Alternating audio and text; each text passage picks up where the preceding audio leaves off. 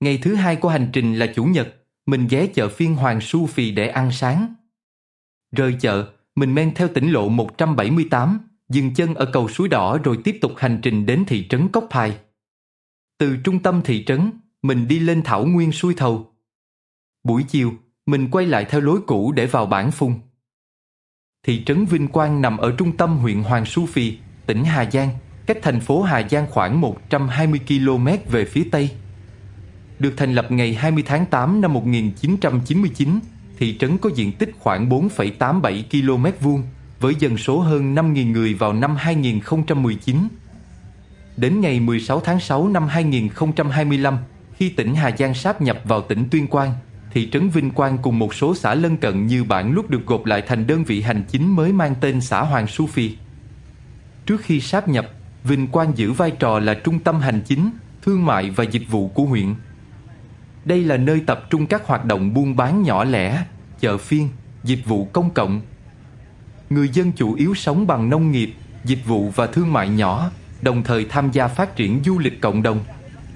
Về văn hóa và du lịch, Hoàng Su Phì nổi tiếng với ruộng bậc thang được công nhận là di sản quốc gia.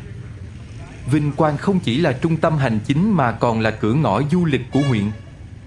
Du khách thường dừng chân tại đây trước khi tiếp tục hành trình đến các xã vùng cao như Bản Luốt, Thông Nguyên, Hồ Thầu để khám phá cảnh quan hùng vĩ và trải nghiệm đời sống văn hóa phong phú của đồng bào dân tộc miền núi. Dân cư nơi đây đa dạng, ngoài người Kinh còn có nhiều dân tộc thiểu số như Dao, Nùng, Tày, La Chí, tạo nên một bức tranh văn hóa đặc sắc. Các lễ hội truyền thống cũng góp phần làm nên nét riêng của vùng đất này, tiêu biểu như lễ hội nhảy lửa của người Dao hay lễ hội gầu Tàu của người Mông, thường được tổ chức quanh khu vực thị trấn.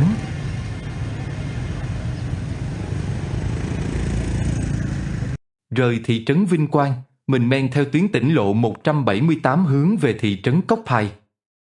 Con đường dài khoảng 36 km, uốn lượn theo thung lũng sông chảy, mở ra khung cảnh núi rừng hùng vĩ. Trên hành trình, mình sẽ bắt gặp cầu Suối Đỏ, cửa ngõ dẫn lên Bản Phùng. Cầu Suối Đỏ trước đây thuộc xã Bản Diếu, huyện Xín Mần, nay là xã Xín Mần. Công trình được khởi công tháng 12 năm 2014 và hoàn thành năm 2015. Đây là cây cầu bê tông kiên cố, góp phần kết nối giao thông giữa Xín Mần và Hoàng Su Phì, tạo điều kiện thuận lợi cho việc vận chuyển hàng hóa, đi lại của người dân và phát triển du lịch. Bên cạnh đó vẫn còn cầu treo Suối Đỏ, là cây cầu nhỏ phục vụ nhu cầu đi lại của bà con địa phương trước khi cầu bê tông được xây dựng, như một dấu ấn của thời kỳ khó khăn. Nhìn qua bên kia sông chảy là địa phận xã Nàng Đôn, nay sáp nhập vào xã Pờ Liên Ngài. Trước khi sáp nhập, Nàng Đôn có diện tích khoảng 13,3 km vuông, dân số năm 2019 là 1.903 người, được thành lập ngày 15 tháng 12 năm 1962. Tên gọi Nàng Đôn bắt nguồn từ một câu chuyện xa xưa, vùng đất này từng có một cô gái xinh đẹp, tài giỏi được đôn lên làm quan. Người dân sau này gọi nơi đây là Nàng Đôn, nàng để tưởng nhớ người con gái ấy, còn Đôn chỉ vùng đất vững chắc dưới chân núi Chiêu Lầu Thi. Nàng Đôn nằm ở khu vực giáp ranh giữa Hoàng Su Phì và Xín Mần, là một xã vùng cao với địa hình núi non hiểm trở, nhiều thung lũng và ruộng bậc thang. Người dân sống rải rác ở các thôn bản, chủ yếu làm nông nghiệp, trồng lúa trên ruộng bậc thang, chăn nuôi và duy trì các nghề thủ công truyền thống. Do địa hình phức tạp, giao thông khó khăn, đời sống bà con còn nhiều thiếu thốn, khoảng 90% hộ dân sống bằng nghề nông. Xã Nàng Đôn là nơi cư trú của các dân tộc Mông và Nùng, vẫn gìn giữ nhiều nét văn hóa truyền thống lâu đời. Hiện nay, du lịch chưa phát triển mạnh như các xã lân cận, dịch vụ và tiện ích còn hạn chế. Tuy nhiên, Nàng Đôn vẫn là một tọa độ mới mẻ trên bản đồ du lịch Hoàng Su Phì, mang vẻ đẹp nguyên sơ, thơ mộng chẳng hề thua kém những điểm đến đã nổi tiếng.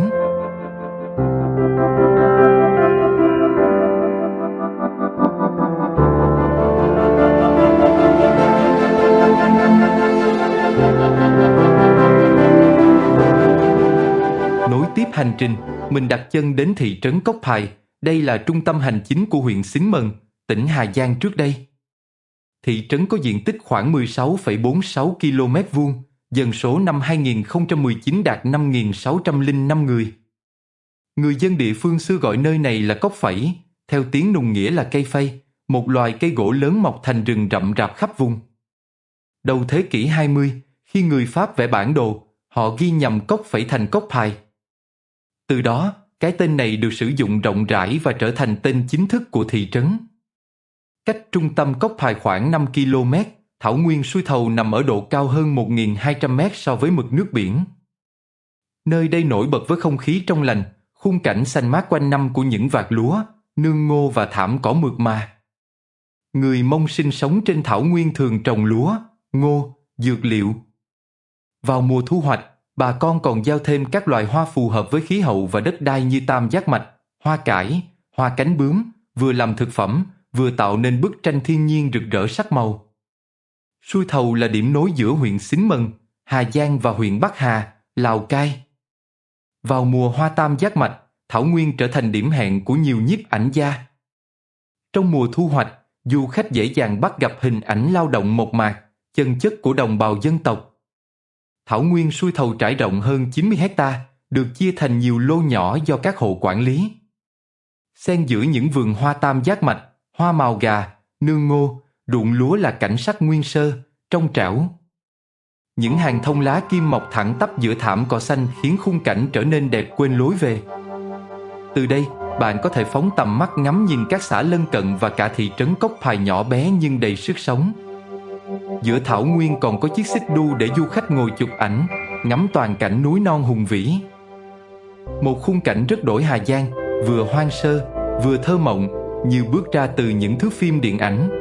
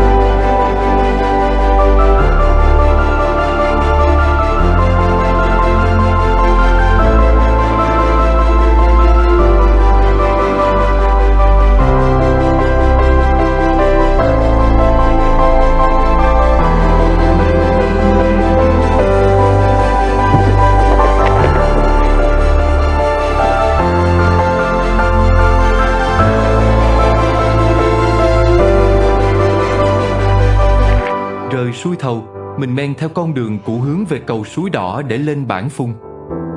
Từ đây, quãng đường hơn 13 km với những dốc cao ngoằn ngoèo và khúc cua hiểm trở mới đưa mình đến được bản làng. Cũng bởi địa thế khó đi này mà người ta thường truyền nhau câu nói nhất su phì, nhì bắc mê. Tên gọi Bản Phùng không phải ngẫu nhiên mà có. Phùng trong tương phùng nghĩa là gặp gỡ. Vì thế, Bản Phùng được xem như nơi đất trời giao hòa, nơi du khách có thể gặp gỡ thiên nhiên hùng vĩ và những con người hiền hòa của vùng cao. Với người dân địa phương, đây còn là miền đất khởi đầu cho những mối duyên lành, nên cái tên Bản Phùng đã gắn bó từ đó. Bản Phùng thuộc huyện Hoàng Su Phi, tỉnh Hà Giang, nổi tiếng với ruộng bậc thang kỳ vĩ và văn hóa đặc sắc của người La Chí. Xã có diện tích hơn 17 km vuông, dân số khoảng 2.100 người năm 2019, phần lớn là đồng bào La Chí, một dân tộc có truyền thống lâu đời trong canh tác ruộng bậc thang. Qua hàng trăm năm, bằng sự cần cù và sáng tạo, họ đã khai phá được 196 hecta ruộng bậc thang nằm giữa dãy Tây Côn Lĩnh, bình quân mỗi hộ sở hữu khoảng 0,4 hecta. Người La Chí dựng nhà ngay giữa ruộng, sống tự cung tự cấp, gắn bó mật thiết với đất đai. Văn hóa nơi đây thể hiện rõ qua những ngôi nhà trình tường, trang phục thổ cẩm rực rỡ và chợ phiên vùng cao. Ruộng bậc thang Bản Phùng được mệnh danh là trái tim của Hoàng Su Phi, trải dài trên sườn núi, tạo nên khung cảnh vừa hùng vĩ vừa thơ mộng. Vào mùa lúa chín, cả thung lũng vàng óng, thu hút đông đảo du khách và nhiếp ảnh gia. Ngoài mùa gặt, bản làng vẫn giữ vẻ đẹp nguyên sơ với núi non trùng điệp và không gian yên bình. Thời điểm Bản Phùng rực rỡ nhất chính là mùa lúa chín. Khi ấy, ánh nắng vùng cao phủ lên những thửa ruộng vàng óng, khiến cả thung lũng lấp lánh sắc màu no ấm. Từ trên cao nhìn xuống, Du khách sẽ thấy bức tranh thiên nhiên sống động với ruộng bậc thang ẩn hiện trong làng mây mỏng, thấp thoáng mái nhà gỗ giản dị. Đặc biệt, lúa ở Bản Phùng thường chín sớm hơn các nơi khác. Người La Chí gieo cấy giống lúa truyền thống ngắn ngày và xuống giống sớm hơn vài tuần, nhờ vậy mùa vàng bắt đầu từ đầu tháng 9, trong khi nhiều xã khác phải đến cuối tháng 9 hoặc đầu tháng 10 mới chín rộ. Khi mình đến, một phần ruộng đã được gặt, chỉ còn lại gốc rạ, tạo nên khung cảnh đan xen giữa trước và sau mùa thu hoạch. Khác với vẻ mềm mại, lãng mạn của ruộng bậc thang mù Cang Chải hay Y Tý, Bản Phùng mang nét cổ kính và hùng vĩ hơn, bởi nằm trên núi cao, điểm xuyết quanh thung lũng là những ngôi nhà sàn độc đáo. Nếu muốn săn mây, Bản Phùng không phải lựa chọn lý tưởng vì mây ở đây không dày đặc như Tà Xùa hay Y Tý, mà chỉ mỏng như tấm khăn voan huyền ảo. Thế nhưng, khi lớp mây nhẹ phủ lên núi vào buổi sớm tinh mơ, bản làng lại hiện lên với vẻ đẹp huyền bí, dịu dàng và đầy cuốn hút.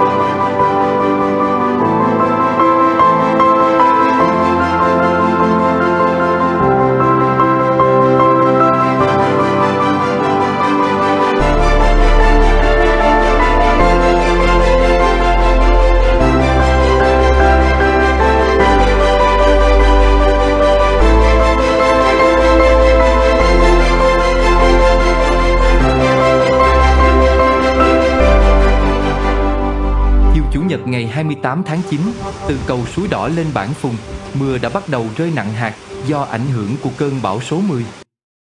Mưa kéo dài suốt đêm, mãi đến tối ngày hôm sau mới ngớt. Nên trưa hôm đó mình vượt mưa để quay về thị trấn Hoàng Su Phì, rồi tiếp tục hành trình thẳng về thành phố Hà Giang mà không thể ghé điểm nào khác.